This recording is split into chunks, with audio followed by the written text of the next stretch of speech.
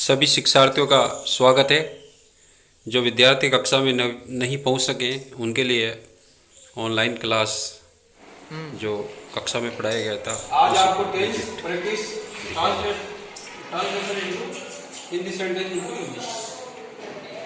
English Hindi के वाक्य आपके सामने दे रखे हैं, इनको आपको अंग्रेजी पढ़ाना सीखना है। आपको टेंस के थोड़ा ज्ञान पहले भी दिए रखा है, मैंने आपने चैनल में देखो थोड़े वो वर्ड्स दे रखे हैं, थोड़े रूल्स भी दे रखे हैं। आप सिंपली समझ और मैक्सिमम 50% बच्चों को आ भी नहीं, उन्होंने देखा है।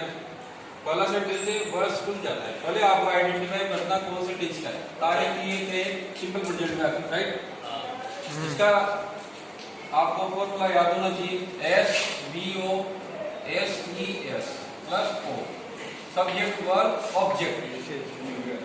ये सभी को पता है। SES कहाँ लगता है सभी को? Singular subject, right. या वह स्कूल जाता है, क्लियर। 2 नंबर में सबसे पहले क्या लेंगे अपन? सब्जेक्ट ही। इसके बाद वर्ब गो है, गो टू, ये सिंगुलर है, इसमें अपन ने इंग्लिश लगा दिया और इसके साथ ये प्रीपोजिशन लगा दिया और ये इसको लगा दिया और ये इसको वाक्य को फिनिश कर दिया, राइट। अब इसका अपन को नेगेटिव के साथ बढ़ाना है। आपको सिर्फ कुछ भी करना है, गोज की जगह आपको क्या करना है? डज नॉट गो, और ही एजिट रहेगा, टू स्कूल एजिट रहेगा, राइट। तो सेंटेंस क्या बन जाएगा? He does not go to school, right. तीसरा, इसका यदि अपन इंट्रोगेटिव बनाना चाहें तो आप सबसे पहले क्या ले दोगे? डज, और ये जो ही है यहाँ आ जाएगा और आप एजिट रख दोगे, अंतिम लगा दोगे, इंट्रोगेशन मार्क लगा दोगे, राइट। सबसे आगे क्या जाएगा? Helping verb. फिर इसका क्या मतलब हो जाएगा? क्या वह विद्यालय जा रहा है? समझ लो आप। तीसरा वाला, ये हमने महात्मा गांधी जयंती मनाई, राइट। ये भूतकाल की घटना है, जिस कार्यक्रम में आपने भाग लिया मनाई, मीन्स ये हो चुकी, ठीक है। आप पुरानी बात को बता रहे हो।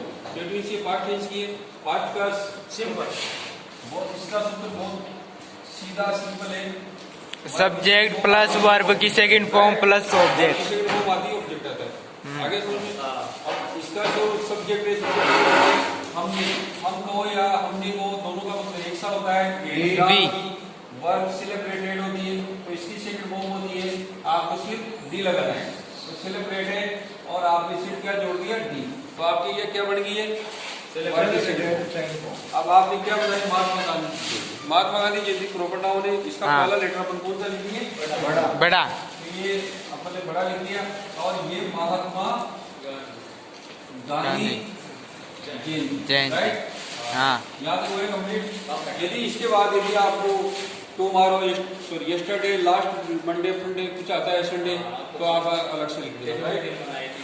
सविता पत्र लिख रही है कंटिन्यूस, जा रहा है, रही है या रहा था, रहते आते कंटिन्यूस का है।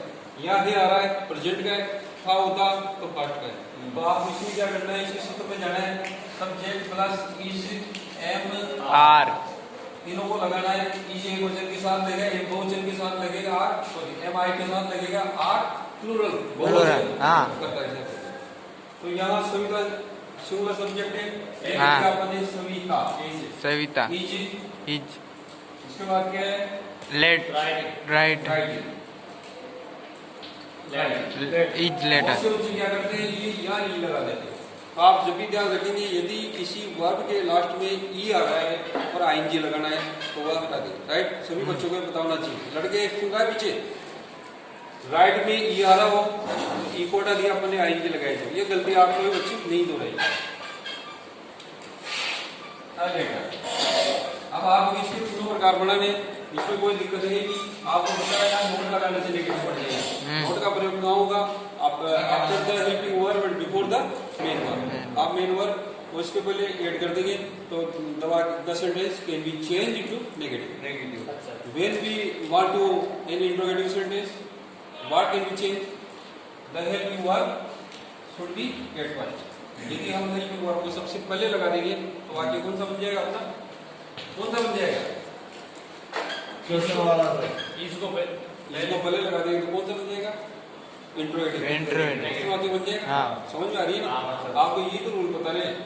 जब हेल्पिंग वर्ब को सबसे आगे लाते हैं तो यूं मानिए इसमें क्या शब्द और निकल आता है। क्या के लिए अपन क्या अलग से बोलते हैं, लेकिन इंग्लिश में क्या अलग से बोलने की जरूरत नहीं है। यदि आप हेल्पिंग वर्ब को ला रहे हो आगे तो ये समझिए आप क्या से शुरू कर रहे हो, है ना। Do you go to school daily, क्या आप विद्यालय रोज जाते हो। Do you play cricket in the evening, क्या शाम को क्रिकेट खेलते हो। तो इस प्रकार के do, did, has, have, is, have, are से आप इंट्रोगेटिव सेंटेंस आराम से शुरू कर दे सकते हो, लेकिन उनका रिक्वायर्ड आंसर ये शुरू में मिलता है।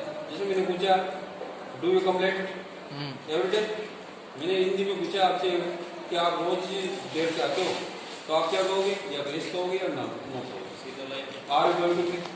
Are you going to learn this lesson, क्या तुम इस पार्ट को याद कर रहे हो, तो आप यस या no. Do you like to drive car, क्या आप ड्राइविंग करना पसंद करते हो, आप कहोगे यस या नो, ठीक है। Do you tell a lie every day, क्या तुम रोज झूठ बोलते हो, नो यस यही कहोगे ना, ठीक है। यस नो टाइप प्रश्न होते हैं, ये समझना है। इंट्रोगेटिव दो प्रकार के रहते हैं, एक वेज वाई वो अलग टाइप के होते हैं। आप उसमें मैं पार्ट याद कर चुका हूँ, जिसमें चुका है, चुकी है, चुके आते हैं, एक्शन आ रहे फिनिश्ड वह समाप्त हो चुका है। तो आपको सिर्फ इसमें एक फॉर्म लेनी है, हैज, हैव बीन, और एक चीज सेकंड फॉर्म होती है हेड। हेड जो का प्रयोग जेड में करेंगे, हेड का प्रयोग कहाँ करोगे, राइट। आ रहा समझ में, चुका है तो चुका है प्रेजेंट में अपन हेज का उपयोग करना है। हेज का नियम सीधा है, एक वचन के साथ ये लगाएंगे, बहुवचन के साथ, राइट। तो यहाँ आई के साथ क्या लगेगा, आई को के साथ जोड़ेंगे, आई हैव लर्न के टी लगा देंगे, ईडी से भी बढ़ता है। माई लेसन, ठीक है। अब इसके बाद रोहित सुबह से क्रिकेट खेल रहा है, आप फिफ्थ सेंटेंस क्या लेंगे, रोहित सब्जेक्ट है, सुबह से टाइम है और क्रिकेट खेल रहा है, आप ऐसा लगेगा कंटिन्यूस का है, but not this is sentence continue, this is a present perfect. इसमें कुछ काम हो गया है, सुबह से खेल रहा है, कंटिन्यूस कुछ समय तो खेल चुका हूँ, खेल रहा है और खेल रहा है, तो इसमें परफेक्ट भी हो जाता है और आगे कंटिन्यू भी रहता है। समझ लो, आपको कंटिन्यू लगाया, परफेक्ट भी हो गया और आगे जाएंगे, परफेक्ट कंटिन्यूअस। तो इसके सूत्र में आपको क्या करना पड़ेगा, हेज बीन या हैव बीन लगाना पड़ता है। लेकिन ये देखना पड़ेगा सब्जेक्ट क्या है, सब्जेक्ट क्या है इसका, सिंगुलर है प्लूरल, सिंगुलर है। Rohit has been playing cricket on the right sky since आएगा, since for टाइम है since morning। तो आपको सिर्फ ये देखना है कि ये जो समय है ये भी पॉइंट ऑफ टाइम पे है। दो तरह के समय होते हैं, एक तो गिनने वाले जिसे 2 साल 3 साल 5 मिनट, राइट, उनके पहले कोड लगाएंगे, सुबह शाम रात, कोई दिन फिक्स लग रहा हो जिसको गिन नहीं सकते, बस सुबह है अनकाउंटेबल, वहाँ क्या लगा देंगे, सिंस। आगे यहाँ तक सुन, इसका नेगेटिव बनाना है तो नोट यहाँ लगाओगे, हेज नॉट बीन यहाँ लगाओगे। इसके बाद मैं कल कोटा जाऊंगा तो आपको बुला देंगे, तो ये तो इसमें क्या करना पड़ेगा, आपको शेल भी का प्रयोग करना पड़ेगा। आई भी के साथ शेल लगाओगे, I shall go to Kota,